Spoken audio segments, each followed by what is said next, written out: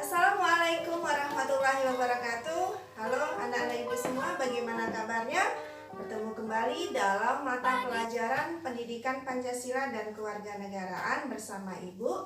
Dan tentunya harapan ibu kita semua masih selalu dalam keadaan sehat sehingga kita bisa melanjutkan PJJ kita pada hari ini.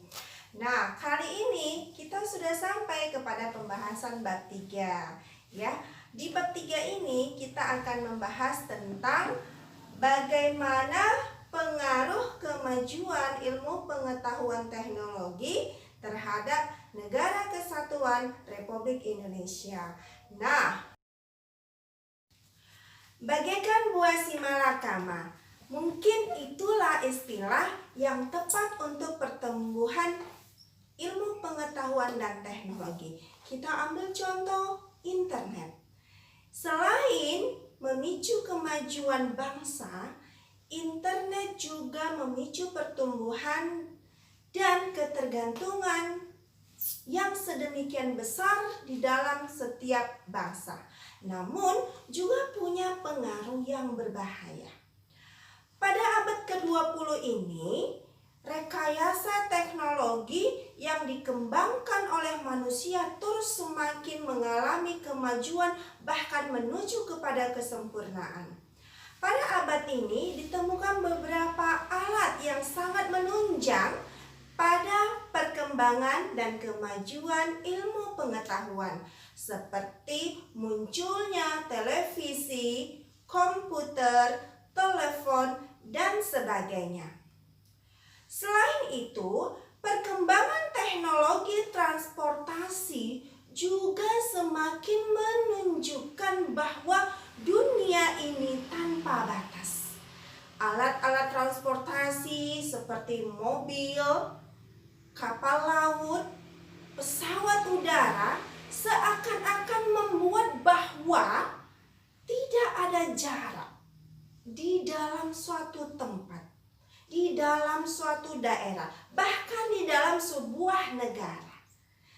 Sehingga jarak tempuh ataupun dari negara yang satu ke negara yang lain, jarak yang ditempuh bisa dengan hitungan jam atau mungkin yang paling lama dalam hitungan hari. Kemajuan iptek tentunya memberikan pengaruh bagi kehidupan sebuah bangsa, baik itu pengaruh positif maupun pengaruh negatif. Kali ini kita akan membahas pengaruh positif. Bagaimana pengaruh positif iptek terhadap NKRI? Yang pertama kita akan lihat dalam bidang politik. Bagaimana pengaruh positif iptek dalam bidang politik? Ada beberapa dampak positif. Yang pertama, dengan adanya ilmu pengetahuan dan teknologi saat ini memberikan dorongan yang besar bagi konsolidasi demokrasi di banyak negara. Yang kedua, meningkatnya hubungan diplomatik antar negara. Kemudian, kerjasama antar negara jadi lebih cepat dan mudah. Kemudian, menegakkan nilai-nilai demokrasi. Selanjutnya, memperluas dan meningkatkan hubungan kerjasama internasional, baik bilateral, multilateral, atau regional. Kemudian, berikutnya dalam bidang politik, pengaruh positifnya, partisipasi aktif dalam pencaturan politik untuk menuju perdamaian dunia. Ingat, ini salah satu tujuan NKRI. Ikut serta dalam menciptakan perdamaian dunia. Dan ini termaktub di dalam konstitusi kita. Adanya peranan besar masyarakat dalam pengembangan pemerintah. Ini juga termasuk salah satu pengaruh positif. Contoh, dengan e-government maka hal ini bisa tercapai. Ya, e-government itu keterbukaan dalam pemerintahan. Bayangkan saja jika ada anggota DPR yang dapat berinteraksi dengan rakyat yang telah memilihnya. Kegiatan tanya jawab, melakukan voting, saran, dan kritik akan dapat tersalurkan dengan cepat, langsung, dan nyaman, sehingga apa yang menjadi aspirasi masyarakat bisa diketahui oleh pemerintah dan tentunya harapannya bisa terwujud. Kegiatan komunikasi untuk keperluan politik dengan menggunakan teknologi informasi menyebabkan sampainya berita lebih cepat. Kemudian dilakukan secara efisien tentunya dan nyaman.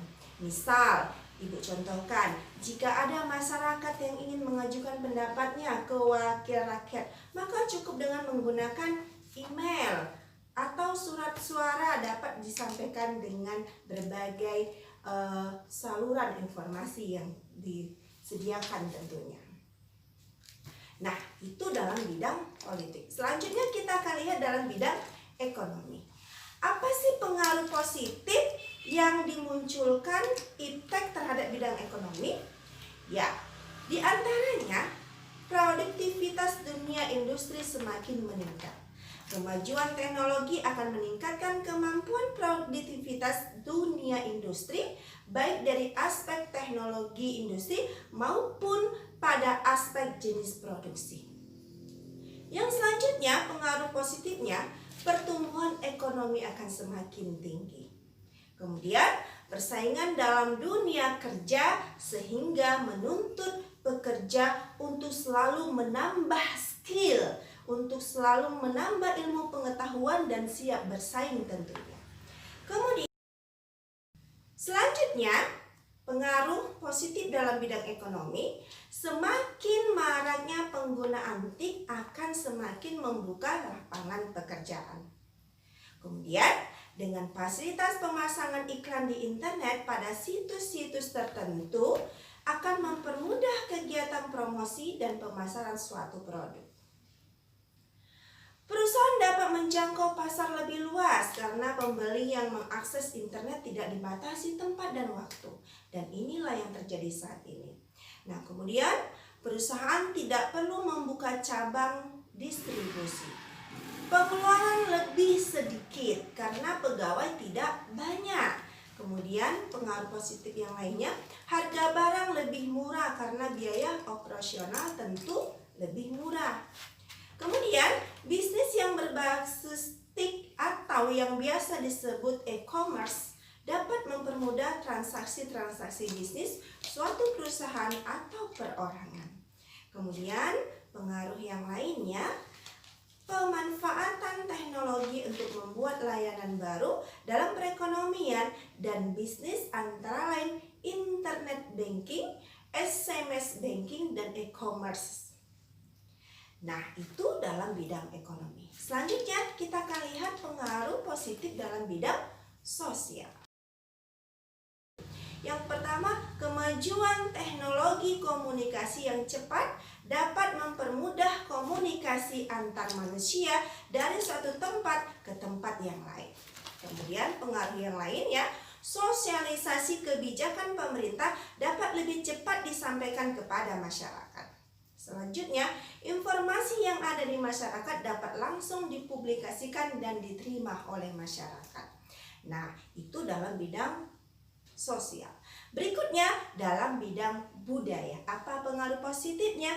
Yang pertama, mempermudah seseorang di suatu negara mengetahui berbagai macam budaya yang ada di belahan bumi yang lain. Ibu contohkan seperti kebudayaan Indonesia. Ya, bangsa lain mengetahui Indonesia punya Candi Borobudur.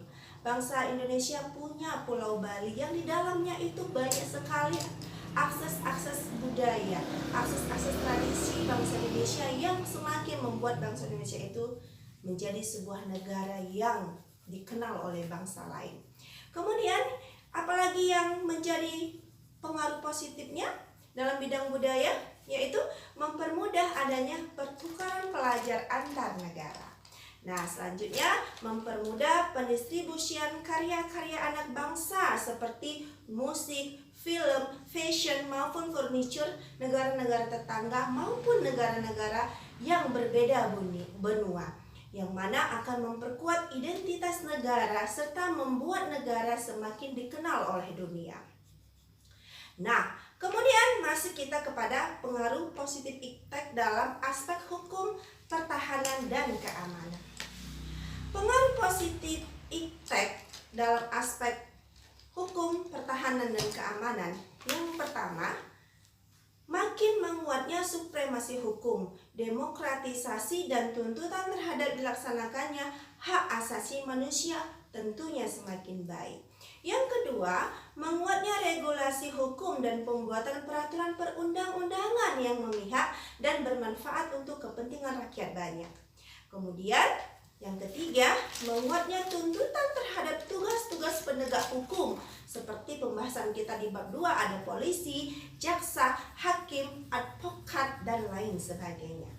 Nah, sehingga dengan kinerja yang profesional, transparan, dan dapat dipertanggungjawabkan ini diharapkan bahwasanya penegakan hukum dapat terwujud di Indonesia. Nah, menguatnya supremasi sipil dengan mendudukan tentara dan polisi sebatas dengan tugas penjagaan keamanan, kedaulatan, dan ketertiban. Nah, itulah tadi pembahasan kita. Selanjutnya, apa yang menjadi kesimpulan kita pada kali ini?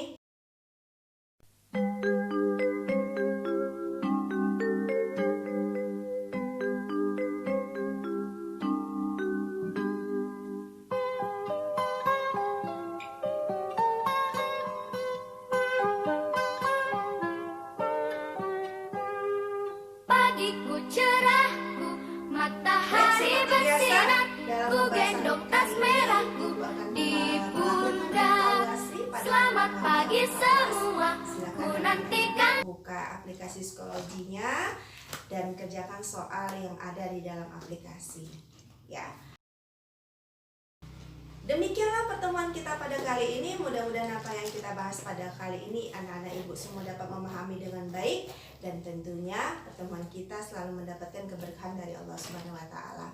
Ingat, jangan lupa selalu patuhi protokol kesehatan, selalu mencuci tangan, memakai masker, dan social distancing. Mudah-mudahan kita semua selalu dalam perlindungan dan pertolongan Allah Subhanahu wa taala. Cukup demikian, salam sehat. Assalamualaikum warahmatullahi wabarakatuh.